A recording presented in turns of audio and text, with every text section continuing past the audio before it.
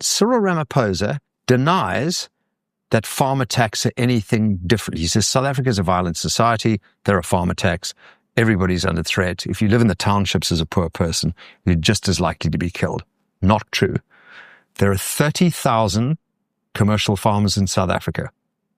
There are 3 million commercial farmers in America.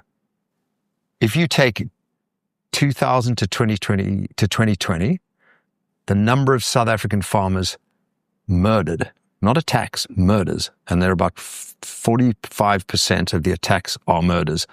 Torture and rape are 20% of them. Torture and rape.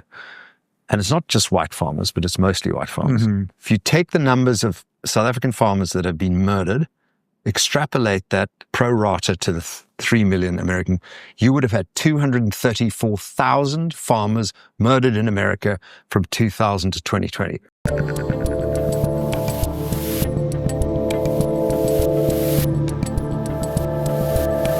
So before we get to the White House, because it's an incredible moment what happened there. I mean, it really was extraordinary. Yeah. Watching Trump pull out the video and the photos and all that stuff.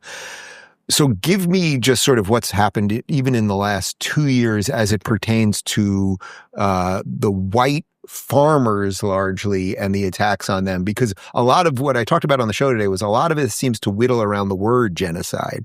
There doesn't seem to be a lot of debate about people being killed and land being taken, but the media is trying to make this all, is this a genocide? As if we don't get them on the technical part, then it's okay what's happening. So I'd like to clean that up a little bit. So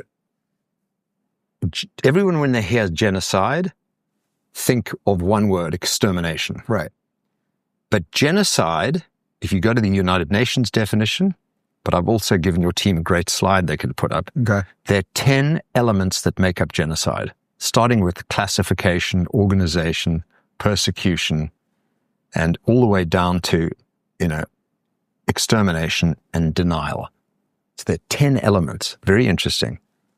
And South Africa has probably 7 of those ongoing simultaneously.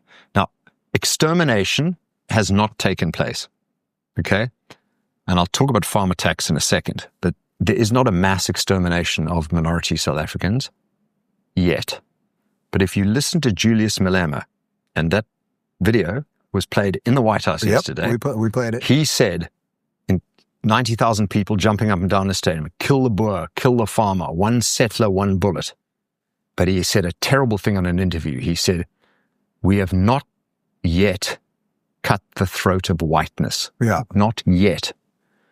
South Africa could be Germany in 1933.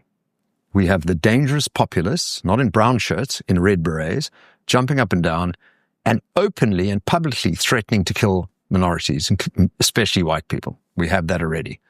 We have a Soviet playbook being pulled out, which is economic genocide, which is already in place, taking as much as you can away from minorities to chase them away or take away what they have, and then signed into law in December, expropriation without compensation in law by Cyril Ramaphosa. So this is the farmer portion of this, correct? This is the beginning. And then Cyril Ramaphosa denies that farm attacks are anything different. He says South Africa is a violent society. There are farm attacks.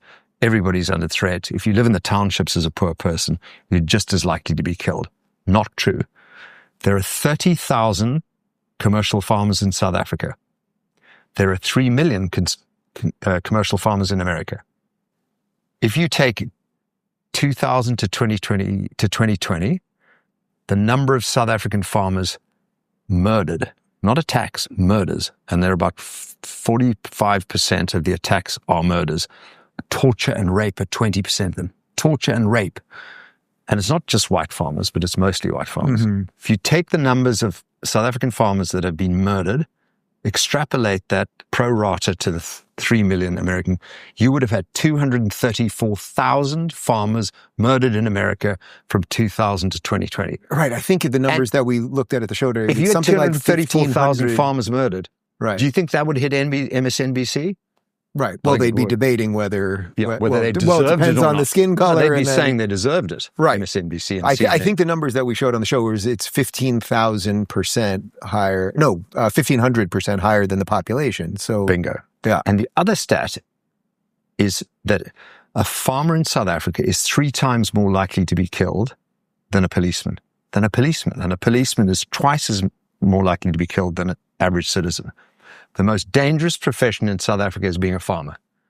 Okay, so I think the average person who knows nothing about South Africa is going, well, wait a minute, why are you killing the farmers? Regardless of what skin color you are, farmers make food, everyone likes food, so what's going on here? Well, farmers are isolated. They live on a farm, out in the middle of nowhere. Load shedding, which has been the ANC's destruction of our electricity supply commission through corruption, has created this thing called load shedding, which means X number of hours a day, you don't get electricity. If you don't That's literally across the country. No matter how much money you have. Correct. Yeah. Well, if you're wealthy, you have solar, diesel. We're off grid completely at home. Wow. Our own security. Our kids go to private schools. I mean, why do I need a government? Why am I paying tax? But farmers are isolated. And when the electricity goes down, the alarm systems go down. If they've got a generator or solar, you've got to be wealthy to do that. They could be protected. But, it's one family, maybe 1 or 2 males in the house. Not necessarily able to trust your staff because they might be scared and run away. And horrific things happen. 20% of the murders involve torture and rape of women and children. So what's that portion of it? Well, it's partly economic, but it's very much racially driven because to actually torture someone means you have a hatred and it's a racial hatred. So Cyril Ramaphosa claims it doesn't exist and it's no worse than any other problem in South Africa. He's lying. He's a coward. He's evil. And what percentage, I don't know if you know the number of this, but what percentage of the farmers are white versus black? Because this was a debate on CNN the other day. Of the arable land in South Africa, 22% are owned by white farmers, okay?